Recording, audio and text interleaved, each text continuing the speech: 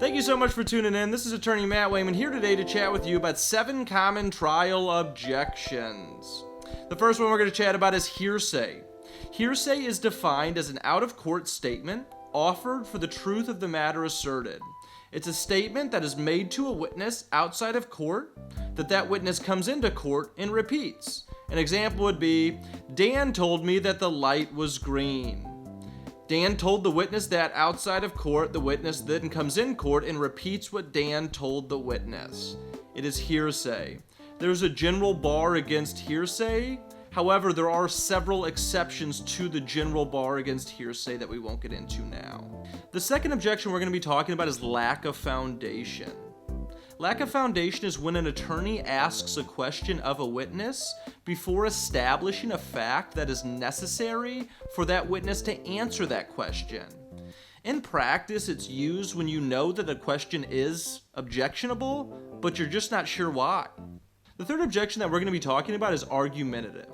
It's when the lawyer asking a question isn't really asking a question at all, but is making an argument of fact or law to the jury. All argument in a case should be reserved for closing argument. You can generally tell when a question is argumentative because the question itself is not really one that the witness can answer.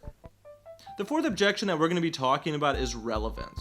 It's when a lawyer asks a question of a witness that doesn't relate or have any bearing on any fact of consequence in the case. It's not relevant, it shouldn't be asked, it's a waste of time. The fifth objection that we're going to be talking about is leading. A leading question is a question that suggests an answer. It calls for a yes or no answer. There's a general bar against asking leading questions on direct examination. However, you are allowed to ask leading questions on cross-examination. An example of a leading question would be, "You were at the bar last Friday night, isn't that right?"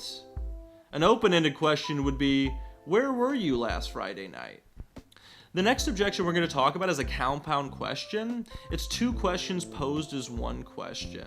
And the reason it's objectionable is because the jury can misconstrue the witness's answer, and usually these questions are posed in a way that are misleading to a witness. The last objection that we're going to be talking about is asked and answered. It's when an attorney asks a witness a question and they answer that question, and then the attorney comes back and either immediately asks or sometime later asks that same question or a very similar question. It's objectionable because it's highly prejudicial. Not only is that evidence already in the record, but it's generally used by attorneys who are trying to re-emphasize a point that they find is very strong. The last thing I want to chat about is rulings on objections. There's generally 2 rulings on objections that a judge will make.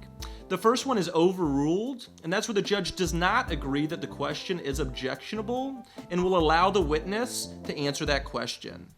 The other general ruling is sustained, and that's where the judge does agree that the question is objectionable and will not allow the witness to answer that question.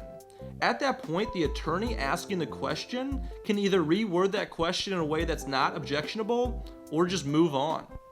I hope this video has been good to give you an overview on common trial objections. If you've got any more questions on objections, just comment down below. I want to thank you all so much for tuning in. We're going to be back soon with more videos.